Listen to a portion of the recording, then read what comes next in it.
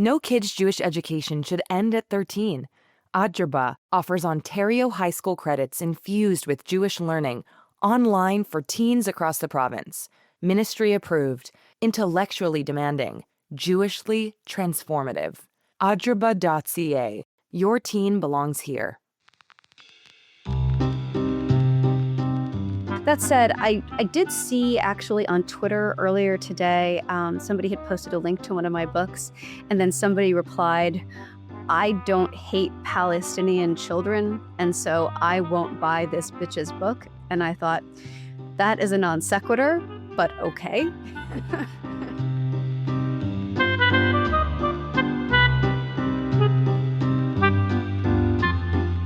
This is Phoebe Maltz Bovy, and you're listening to The Jewish Angle, a podcast from the CJN, the Canadian Jewish News, that tries to make sense of Jews' confusing place in the culture wars, and in discourse, and in politics, and in absolutely everything. So today we have a really, really special guest, Kat Rosenfield. Welcome, Kat. Thank you for having me. I apologize for the barking in the background. Oh, extra barking is always better. She's a best-selling novelist whose latest book is the thriller How to Survive in the Woods. She also has a column at the Free Press, which means that if you have anything to say to Barry Weiss and you've been saying it to me, you can say it to Kat. And that's because we're just obviously avatars of Barry Weiss. She has written for the past decade about controversies in the cultural sphere, including most notably in YA literature, young adult literature, which you are also an author of, correct? Used to be, yes. Used to be, but you that part still of my life written is the books. over. But the books still exist, yes. They can't take that away from me. And the most important thing to know about you is that you are my other podcast's co-host. We have been doing Feminine Chaos since, this is going to make us seem so very old, 2018. Which is crazy because we ourselves are both just 18 years old right now. I know. It's amazing how that worked. We were very, very precocious. So I wanted to have you on both on the occasion of your forthcoming, or depending when this is airing, just forthcame book. But also to talk about, like, we are just overrun in Canada and generally with various arts controversies. And I was like, well, who should talk about this on the Jewish angle? Obviously, Kat, because this is your beat. So your last name, Rosenfield. Is that a little bit, And also, you work at the Free Press. People have strong feelings. Do you get, like, how is it for you as a Jewish coded, I suppose, would be one way to put it, novelist at this time? Yeah, I was going to say, people code me that way, whether I want them to or not. And so it doesn't really matter, right?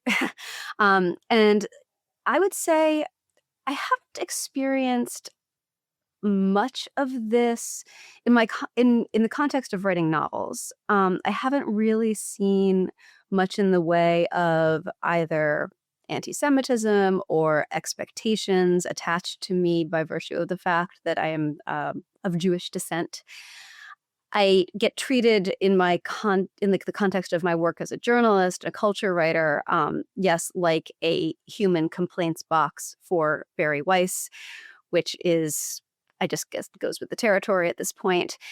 But, just more generally within the realm of fiction, and it really depends on what genre you're writing in. I write what I refer to as highbrow airport fiction, also known as literary thrillers. So that's a genre that is less captured by the phenomenon we might call wokeness or political correctness, whatever you like, than, say, super actually literary fiction, where you have like lots of people with MFAs kind of competing to be the most prestigious new debut novelist on the block.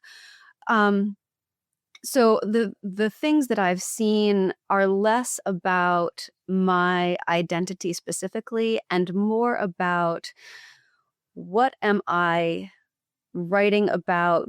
Do I have the right to tell certain kinds of stories about certain kinds of people. That said, I did see actually on Twitter earlier today, somebody had posted a link to one of my books, and then somebody replied, I don't hate Palestinian children, and so I won't buy this bitch's book. And I thought, that is a non sequitur, but okay. So that it may be a non sequitur, but it certainly leads us into our next topic, which is all of this literary and arts world drama going on. So arts would be the Canada bit. Literary, which is a subset of arts, is the Australia bit. So basically, there was just this big controversy. It's still ongoing at the Art Gallery of Ontario, which is the Toronto's answer to the Met, I guess. I should say, speaking to you there in America. Thanks. That we have this country. It's called Canada. But there was going to be a piece acquired by the photographer, American Jewish photographer, and also just very, very famous photographer, Nan Goldin. Not a piece having anything to do with the Middle East or anything like this, but she herself has spoken in a pro-Palestine manner. Then the acquisition, some at the AGO halted it, then others at the AGO resigned from either employment or voluntary positions over that. Then also there was this controversy over Adelaide Writers' Week, which I'm sure you were very well aware of. Had you heard of it? I don't know if I'd heard of this, but it struck me that the one biggest literary controversy I've been aware of prior to this was Lionel Shriver's 2016, I think, speech where she put on a sombrero and everyone freaked out. I remember and this. That was at the Brisbane Writers Festival in Brisbane, Australia, which is to say, it seems like Australia specializes in two things: spiders the size of Buicks and literary controversies. Well, if you're going to be known for two things. I was going to say, it really outkicks its coverage on both these fronts. So what happened in Adelaide was a little bit different because there, a writer, Randa Abdel Fattah, who's a Palestinian Australian, she was invited, then disinvited, then sort of there was an apology for the disinvitation over basically it was considered offensive to Jews to have somebody who had said a lot of violently anti-Israel things so shortly after the Bondi Beach massacre, right? So that was the controversy there. And it seemed like a pretty straightforward speech, free expression thing. There was also one of the people at this festival who ended up resigning is Jewish herself. The twist is that the same writer had been advocating for deplatforming various Jewish writers on account of they're too Zionistic on previous, like in the 2024, I believe, Adelaide The Writers plot Week. thickens, as we novelists say. I'm trying to, so this was me talking for a long time because it does a lot of different things and I'm trying to put them together because even though my politics are not Nan Goldin's, I was like, this is silly, like let her art be shown. I also do think there is like a need to kind of zoom out and look at the sort of who has this mantle of free expression and all of that. And that's where I wanted to bring you in on that aspect of things. Mm-hmm. So, wow, it's all very complicated. I mean, off the top of my head, I'm very struck by how much what happened to this writer in Australia, whose name I've already completely forgotten, is an example of the sowing/reaping meme that became popular, I want to say, in like the late 2010s, where, people really love to do the canceling and not so much to be canceled themselves. And there's a lot of hypocrisy going around on that front.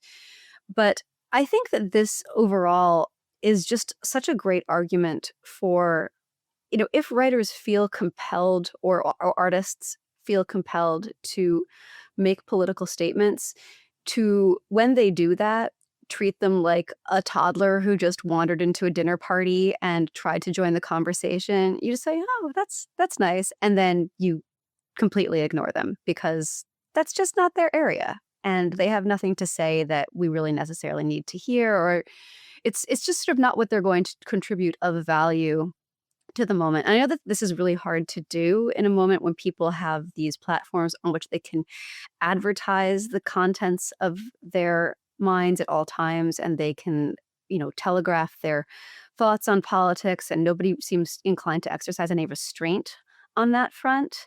And I mean, it's a hard thing too, because a lot of us who work in the arts, who are writers, who are painters, whatever, we do also have thoughts on the culture around us and the world around us. And sometimes it can seem important to share those thoughts. But I think that the political statement making that artists do it never will be anywhere near as important as whatever message it is that they're sending through their work. And I think it's in our best interests, everyone's best interests, culturally, to look at the work and not at what the person is saying on social media as best as we can. Yeah, I mean, I share this view, and I think what's been so interesting about this is that the progressive view during the 2010s really was this sort of a lot of this hand-wringing about art versus artist, and where the assumption was that you were scouring an artist's past for anything right-wing, for anything that was a little dated in a way that could be considered problematic, also for like serious crimes, like, especially violence against women would have been the main one, but also for like microaggressions, for anything that maybe wasn't considered super offensive in that time, but would be in the newer time. Or, you know what I mean? Like there was this whole sort of angst about like the bad artist. And sometimes that literally meant like a criminal, and other times it meant like, somebody who seemed a product of their time, right? In a sort of innocuous way. And then something switched, and there's just something, I guess, like I'm torn, because when I see in the name of free expression, let's let artists who say very violent sounding pro-Palestine things show their art, I'm like, yeah, okay, let's do that. But let's be honest about what we're doing here, and that this is a political side that has not been exactly known for supporting free expression in that regard in recent years. Not to say that there's any specific people who you can always point to with hypocrisy, except in this Adelaide case where you kind of can, because Thomas Friedman is one of the people they really wanted to deplatform. And sounds like they probably did deplatform, although the causation is a little complicated. He's not exactly like an unabashed, like no exceptions Israel supporter. So anyway, that was me holding forth for a while. Yeah. Was it one of these things where, he was called, didn't they call him Israeli and he's not? Well, that's the really weird twist. And then I think we are going to have to get onto the really Canadian and literary thing that came up since I invited you on, but that we have to also touch on. So that was this South Australian premier, Peter Malinauskas, who he referred to Thomas Friedman as being a pro-Jewish Israeli speaker. And I saw this and I was like, is Thomas Friedman Israeli? And I didn't know, because I feel like I would know, and he's not. So anyway, that's the guy who's standing up for Jews, supposedly. Yeah. So also pro-Jewish, like I think that should be okay. Oh no, he's in favor of the guy. No, he was like standing up in defense of Thomas Friedman's, like who had been maybe deplatformed. Yeah, it's very like you need one of these maps, like one of these conspiracy theorist maps, to make sense of who's who and all that. Right, like Pepe Sylvia with the pins and the red string going all over the place. Exactly.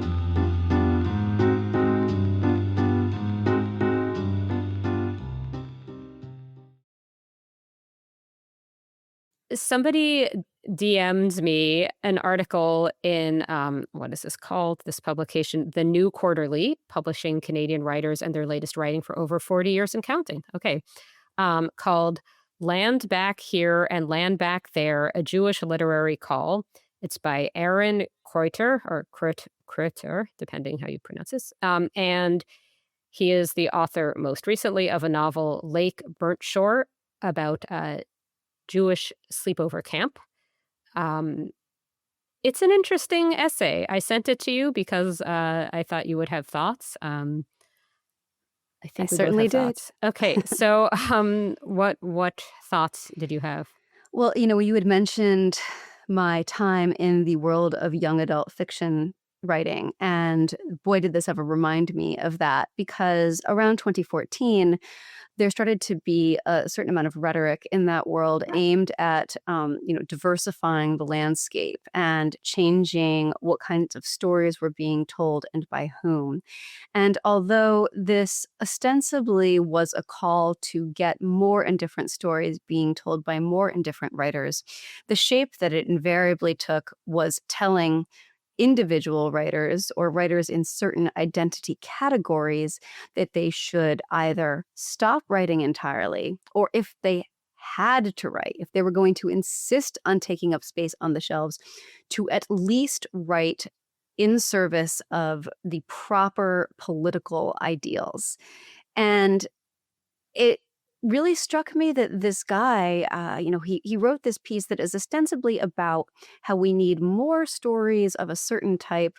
And then almost immediately, it was actually, we need fewer stories that are, I guess, too overtly Jewish or too positive about Judaism, or or talk about being Jewish without giving proper lip service to what's happening in Palestine and saying that it's bad. Yeah. Yeah.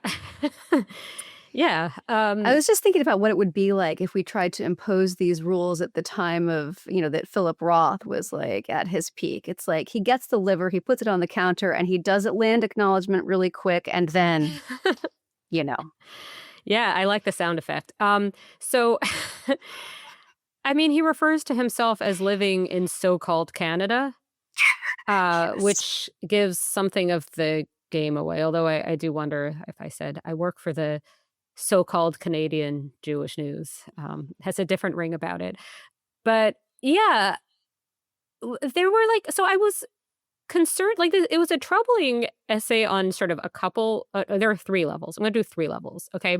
The first level is this thing with the must, and this is what you're talking about, where, just to quote from the essay, Jewish literature in Canada must take seriously what the current acute stage of the Israeli genocide of the Palestinian people makes painfully clear, that our dominant narratives need to be challenged and overthrown. This is a quote. This is not me speaking. Okay, this is a quote from an essay that I did not particularly like.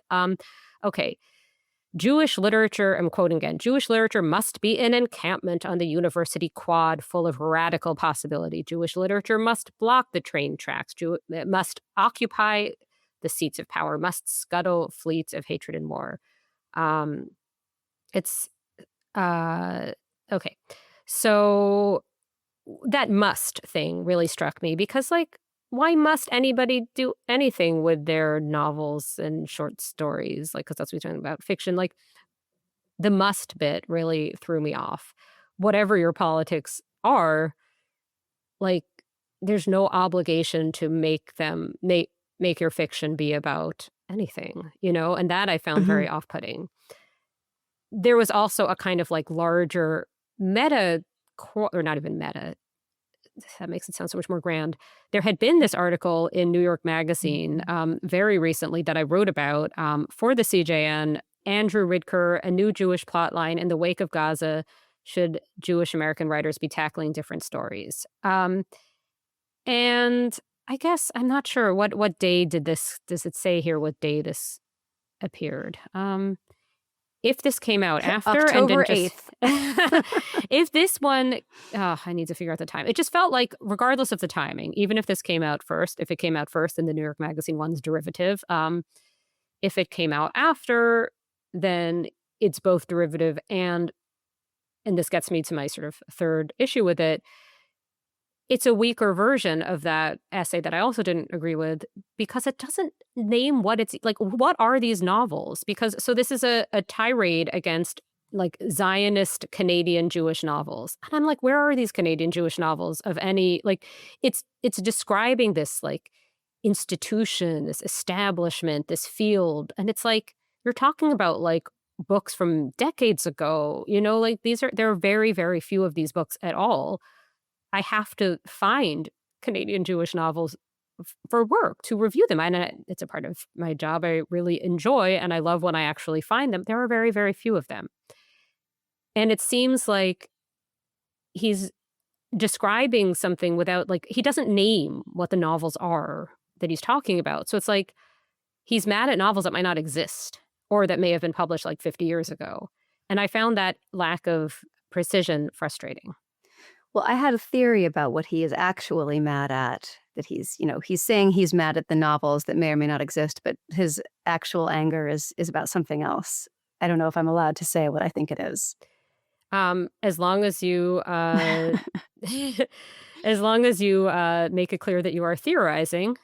I am theorizing. Okay. So whenever, and this is just pattern matching for me, whenever something like this happened, when there would be an eruption of angst within the young adult fiction community, almost invariably underneath the sort of noble call to do certain types of content suppression or alter narratives or whatever it was for a cause, there would be, why not me?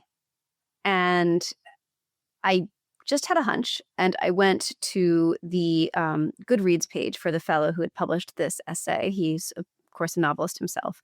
And the book about the Jewish summer camp sounds like it was an example of the type of literature that he's saying we need more of.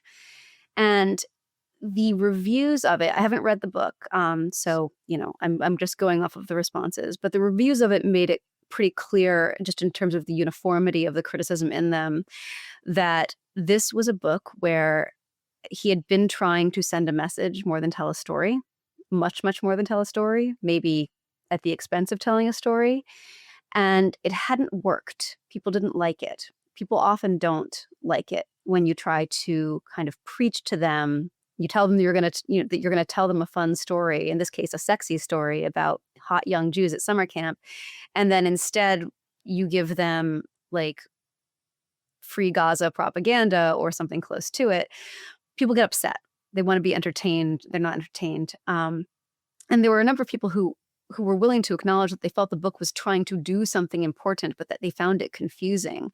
And I would imagine that this has a non-zero impact on how this man feels now about what kind of books should be getting written and not being written, and maybe more importantly, what kind of books should be getting positive attention from the apparatus up there in Canada that anoints people as literary icons. Yes. I have two thoughts on this. First is I had the same hunch, and I had that hunch because that's generally how it goes. And it wasn't a hunch based on anything personal about this guy or his book, which for all I know did great. I know I had seen that it existed. It didn't excite me, so it's not one I had thought to review, even though I was inclined to, because I saw Canadian and Jewish and was like, okay, that's good. It's those two things. So I was like, but there's enough other Jewish books. Anyway, but it's actually that he's just so problematic, No, just kidding. No, if it had sounded more exciting, I would have. But whatever. Now I'm more interested in reading it because of all of this. There's also just like the arts have retracted. Like there's just not as many opportunities. And where I see a lot of so-called wokeness in so-called Canada and so-called other countries coming from is like there just are fewer opportunities, and more people are fighting for scraps and looking for some kind of systemic reason why they're not the anointed sort of star of the arts. And if you are, as I suspect he is, a white guy, it's not going to be either. You can say it's because I'm a white guy, which some have done, or you can say it's because I have controversial politics, which gets me to the other question and kind of brings us full circle. I am not persuaded that at this point in the publishing sphere, if you have a pro-Palestine point to make, the publishing world is suppressing you. Now, I think from having researched this for the column that I wrote on these topics, like, and just having followed these stories for now years, I am absolutely sure there are people being silenced for pro-Palestine and pro-Israel views. I think you can point to concrete examples of both of these things happening. But one thing I do for work is I look at all the books published in certain time periods and scan them for anything Jewish related to see what to review. And that's like just one of the things I do. Countless books about Gaza, about Palestine, Palestinians, Palestinian suffering. I have found extremely few books on any Jewish topic at all, Hmm. let alone copious Canadian Jewish Zionist novels. And I'm just wondering, like, yeah, I don't know. I'm just not sure that things are tilted quite as he imagines. Yeah, I don't know. We didn't plan on discussing this, but there is this very interesting article on Substack. I will send it to you after we're done here. But just about what's happened here. Obviously, not in Canada, in the U.S., but in a state that's close to Canada, which is Oregon in Portland, at a store called Powell's Books. It's a pretty famous. I don't know if it's independent. I think it is. But it's the kind of the peak, like, trendy bookstore in Portland, Oregon. And it's a place where you can really observe what is the zeitgeist in the literary world amongst kind of right-thinking people. What are the issues that they are promoting? What are the issues that they're overlooking? And this post is all about how a trip to the store indicates that all anybody cares about is Palestine, and all of the books that are out being recommended by the staff are about Palestine. It's children's books about people wanting to go back to Palestine, or it's memoirs from Palestinian women, or it's occasionally there was another category this person outlined of, like, the guilty Jew who thinks that Jews are bad and wants to promote the Palestinian cause. And so those people they're allowed to present their Jewish literature within this context, but those are the only ones. To be a Jew writing about Jews and not kind of lying down in the street and apologizing for being Jewish on behalf of all Jews everywhere because of whatever Israel's up to, is there's no place for you there. Yeah, that's interesting, and please do send me that, because that is definitely how it it tracks with bookstores in Toronto, for Yeah. sure. Yeah. But it's something interesting. Like, this also is maybe slightly full circle, because you were saying, does being Jewish come up for me, in like a critical capacity when people are talking about my work as a novelist? And it doesn't, but there is a lot of pressure in other parts of the literary world, especially like literary fiction, to really make this the only issue that you care about and to speak out on it. And if you don't speak out on it, you do run the risk of being, like, assigned a role as being on the other side, being on the enemy side. I have had people say to me online, like, why don't you speak on Gaza? Why don't you speak out on Israel? And I've told them, because I'm a novelist with an art degree, I have nothing to say about geopolitics that anybody could possibly need to hear. Like, this is not my wheelhouse. I am not informed about this. I'm not a person who should be listened to about it.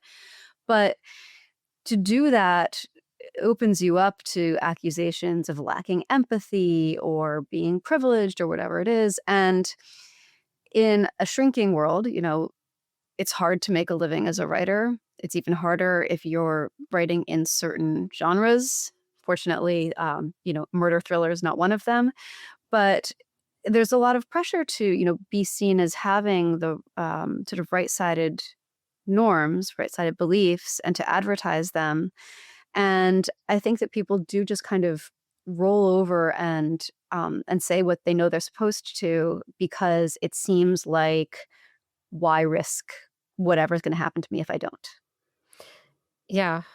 Oh boy. Well, a lot of upbeat thoughts about the rosy future of the arts. Kat Rosenfield, author of How to Survive in the Woods, author most recently of How to Survive in the Woods, Feminine Chaos co-host Free Press columnist, and fabulous person extraordinaire. Thank you so much for coming on The Jewish Angle. Thank you for having me.